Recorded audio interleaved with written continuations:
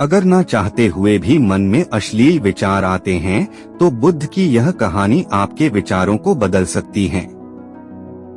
नमस्कार दोस्तों, स्वागत है आपको अपने कुल मिस्टर जो में। दोस्तों, एक बार चंद्रवंशी राजकुमार भरत बुद्ध के सानिध्य भिक्षु के रूप में दीक्षित हुए। बुद्ध अपने भिक्षुओं को उपदेश देने के साथ साथ उनको भिक्षाटन के लिए भेजते थे, जहां से उनको भिक्षा मिलती। भरत को महात्मा बुद्ध ने भिक्षा लेने के लिए एक श्राविका के घर पर भेजा। भरत रास्ते में चलते हुए सोच रहे थे कि ना जाने आज खाने में क्या मिलेगा। हमेशा महल में खाने के लिए अनगिनत स्वादिष्ट भोजन मिलते थे, लेकिन आज जो भी मिलेगा उसी से काम चलाना पड़ेगा। भरत ने श्राविका के घर पर जाकर भिक्षा के लिए याचना की। श्राविका ने भरत को बैठने के लिए कहा। श्राविका जब अंदर गई थी तो भरत पुनः अपने प्रिय भोजन के बारे में सोच रहे थे। जब श्राविका भोजन लेकर आई तो भरत अचंभित रह गए। भरत अपने प्रिय भोजन को देखकर खुश हो गए। भरत भिक्षा ग्रहण करने लगे। भिक्षा ग्रहण करते हुए भरत सोचने लगे कि उनको हमेशा खाने के बाद कुछ विश्राम करने की आदत है, लेकिन आज उन्हें यहाँ से खाना ग्रहण करने के बाद धूप से होकर वापस आश्रम पहुँचना है।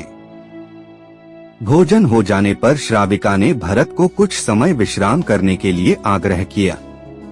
भरत पुनः खुश हो गए। सारी इच्छाओं की पूर्ति होते देख भरत इसको एक संयोग मानकर कुछ देर के लिए लेट गए। लेटते हुए भरत सोचने लगे कि आज तो सोने को मिल गया, लेकिन मेरे सर पर हमेशा के लिए छत का साया तो मिट गया है। जब भरत सोकर पुनः उठे तो श्राविका ने कहा कि आपको जब तक यहाँ पर रहना है आप यहाँ पर ठहर सकते हैं। अब भरत समझ गए कि ये कोई संयोग नहीं है। श्राविका जरूर मेरा मन पढ़ रही हैं। भरत खड़े हुए। भरत ने श्राविका से पूछा, मुझे क्षमा कीजिए, पर क्या आप मेरा मन पढ़ सकती हैं? आप यह सब कैसे कर लेती हैं?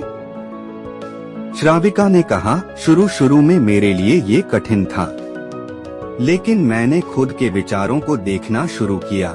शुरू में मेरे विचारों की संख्या अनगिनत थी, पर मैंने अपना पूरा ध्यान उन विचारों पर केंद्रित किया। मैंने बिना पक्ष विपक्ष के अपने विचारों को देखना जारी रखा।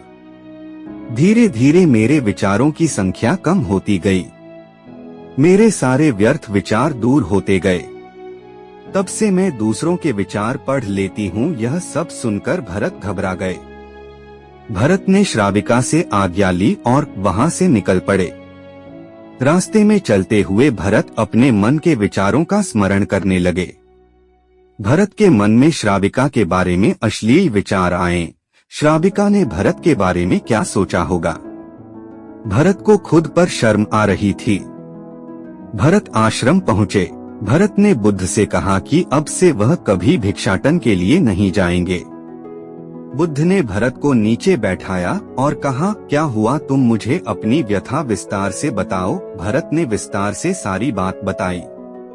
भरत की बातों को सुनकर बुद्ध ने कहा कि आज से 7 दिनों के लिए श्राविका के घर पर भिक्षा के लिए तुम ही जाओगे, लेकिन तुमको कुछ बातों का ध्यान रखना पड़ेगा। कल तुम जाते हुए अपने चित्त को पूरे होश में रखना। तुम्हारे अंदर कौन से विचार उठ रहे हैं उन पर ध्यान केंद्रित करना। होशपूर्ण और जागृता के साथ ध्यान करना कि कौन सी वासना तुम्हारे भीतर उठ रही है।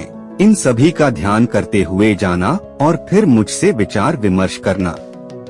अगले दिन भरत बुद्ध के बताए अनुसार पूरे मार्ग में अपने होश को जागृत रखते हुए चल रहा था। भिक्षु आज पूरी तरह से जगा हुए था। जैसे जैसे श्राविका का घर नजदीक आ रहा था, भरत की घबराहट बढ़ रही थी। भरत ने अपनी घबराहट को एक तरफ करते हुए बुद्ध के विचारों पर ध्यान केंद्रित किया। जब भरत श्राविका के घर पर पहुंचा तो उसके दिमाग में केवल एक सन्नाटा था, जिसके भीतर कोई वासना नहीं, कोई कामना नहीं, ना कुछ अच्छा पाने की इच्छा थी। भिक्षु भरत ने भिक्षा ली, ग्रहण की और वहां से वापस निकल गया।